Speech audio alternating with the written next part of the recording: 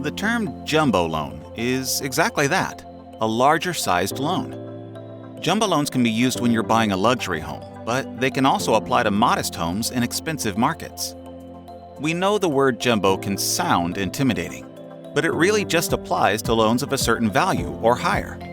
Still, there are some important differences to keep in mind when comparing jumbo and conforming loans. And we're not just talking about loan size. Conforming loans are backed by government agencies, like Freddie Mac and Fannie Mae.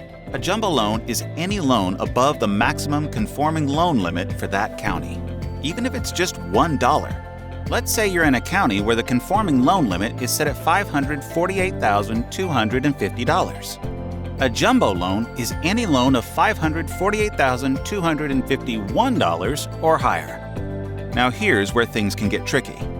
Because conforming loan limits vary by county, it's possible that a home listed for $650,000 would qualify as a jumbo in one county, but a conventional loan in another.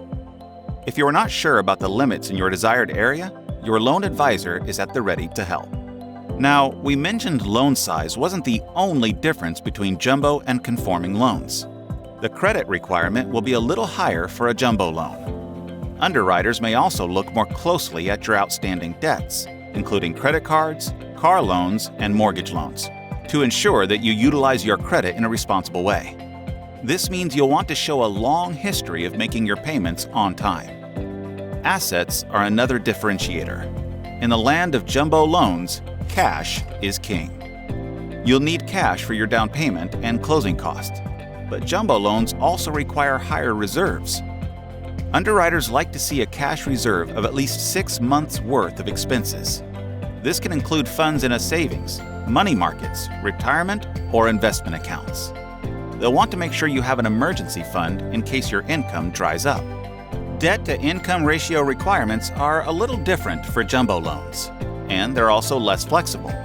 This ratio is all your monthly debt divided by your monthly income, shown as a percentage. With conforming loans, your debt-to-income ratio can be as high as 50% in some cases. For jumbos, it's typically cut off at 43%. We have programs that allow higher, but as a rule, most cap at 43%. You can add variable income, such as bonuses, stock programs, or commissions to help this ratio, but you'll generally have to show a 2-year history of this sort of income for it to count towards your income. Rates on jumbo loans also tend to be a little higher than their conventional counterparts. If the loan is over $1.5 million, it'll often require a second appraisal. Appraisals on high-value homes are also more expensive, costing as much as $1,200 each. So this is something to consider when calculating your closing costs. Jumbo loans can be a great product when you're in the market for something really special. You'll just want to keep these differences in mind before you jump in head first. Our loan advisors are always here to answer your questions and clarify any jumbo loan requirements. Contact us today to get started.